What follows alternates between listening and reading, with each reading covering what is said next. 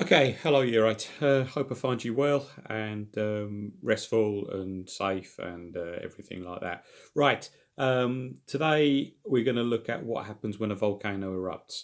My book's just over there, and as well, I've actually a bit of like note to myself. I'm actually now looking into the camera and not at the screen of my tablet. So my because before I'm not looking over there. Now I'm looking actually at the camera. So you learn something new. You learn something new. Anyway, let's crack on with this. And so it's going to be done in a Google Doc. Um, and the questions are quite straightforward. Okay, so let's crack on with it. Right, question one. Why do volcanic areas have a lot of people living in them? Right, again, you've got to read the text. You should be doing that before you even look at the questions. You should have done it already before you even watch this video. So you've got to find in the text the reason why volcanic areas have a lot of people looking at them living in them. Because you might think to yourself, well, it's a damn great volcano there. Why would people move there to live there? Okay, there is a reason for it. Question two, what is meant by the term natural hazard? Okay, answer in full sentences and give four examples of natural hazards. So, yeah, quite straightforward. I want four examples of natural hazards. Bit of a challenge. Which one greatly affects us in this country? We've had quite a few of them over the past 10 years or so. Okay. Question three. Right, this is we're getting into some diagrammatic drawing sorting exercises, which I do quite like doing because it gets you thinking. Describe what happens when Mount Etna erupts by sorting the boxes below into the correct order. Okay, so you've got six boxes there. So when the Mount Etna, as an example, Mount Etna being on the island of Sicily in Italy, when that erupts, what would happen? Okay, so those six statements I need put in order. Okay, link your boxes with arrows and add a title. If you could do that, great. All right. You might like to make a simple drawing for each box to make your description clearer and more interesting. That'd be nice if you did that. All right. Two ways of doing it. You either do it on paper, take a picture, upload the picture into the Google Doc, or you can create it in the Google Doc with. You could create a table, couldn't you?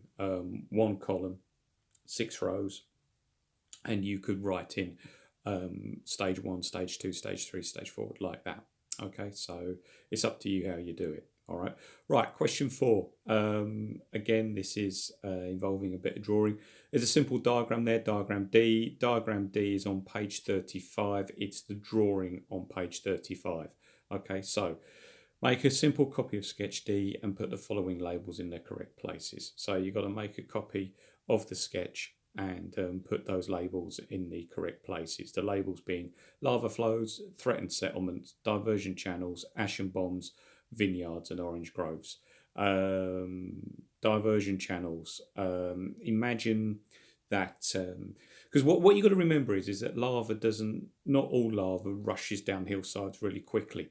It all depends on the amount of silicone that it has in it. If it's got a lot of silicone in it, it's going to be very, very thick and gloopy and move quite slowly.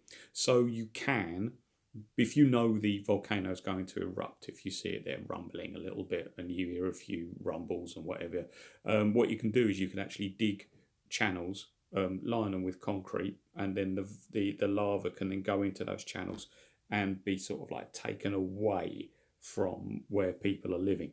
So that is what a diversion channel is. It's like a concrete channel that diverts the lava away.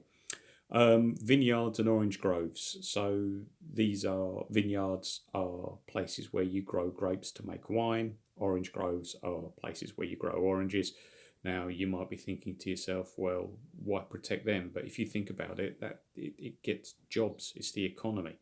Okay, if they're selling wine, if they're selling oranges, and lava comes along and destroys them, then there's no jobs, or there's fewer jobs. So is it that you've got to protect these areas? Okay, I'll leave it to you to put that down. 4B, underneath your sketch, list 8 problems caused by Mount Etna erupting. Okay, so if we could have that, that would be great. Right, so that's it. Again, I'm only setting lessons on the days when I actually teach you, and I'm setting lessons that should take you between half an hour and an hour. Okay, but it's all looking good. Thank you for all the work that you've done so far. And that's it. That's me done. All right. So take care. This is Smithy out. Thank you.